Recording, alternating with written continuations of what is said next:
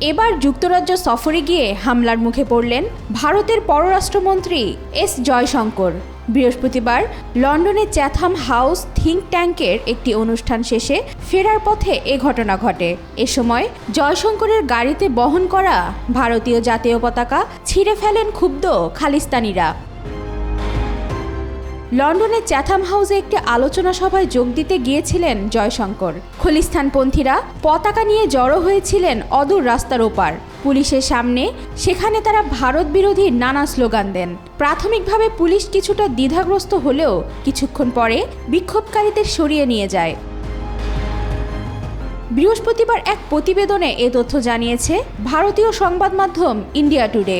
সংবাদ মাধ্যম বলছে, জয়শঙ্কর কর্মসূচি শেষে বের হওয়ার সময় বিক্ষোভকারীদের ভিড় থেকে এক ব্যক্তি হঠাৎ ছুটে তার গাড়ির সামনে পৌঁছে যায়। এরপর কনভয়ের সামনেই ভারতের জাতীয় পতাকা ছিঁড়ে ফেলে সে। এই সময় আরও কয়েকজন খলিস্তানপন্থী কর্মী ভারতীয় পররাষ্ট্রমন্ত্রীর কনভয়ের কাছে এসে স্লোগান দিতে শুরু করে।